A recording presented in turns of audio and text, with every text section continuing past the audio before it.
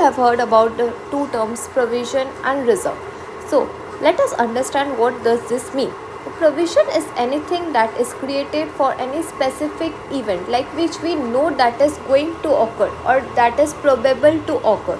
It is created to meet those probable expenses and losses. So basically it is created for the known liabilities, whereas reserve is created for unknown liabilities. That means we are setting aside some amount of profit to meet any future contingencies which may occur, which we don't know now.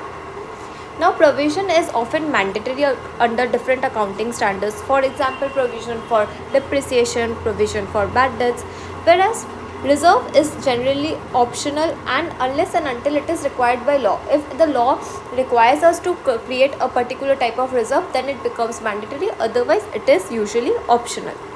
Provision is a charge against profit because we are creating this for the known liability, so is it basically a charge, whereas reserve is an appropriation of profit because we are setting apart a particular amount of profit. Now, the net profit cannot be calculated before provision is made, whereas for the reserve we need to calculate the net profit first and then a part of the net profit is set for the reserve, or the reserve is created from that particular net profit. Now, provision is debited to profit and loss account, whereas reserve, as I have already said, it is a appropriation, so it is debited to profit and loss appropriation account.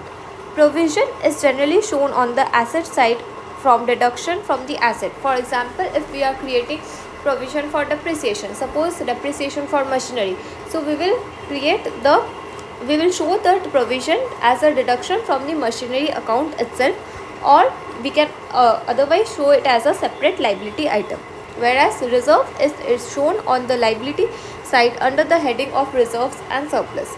Now let us understand certain examples.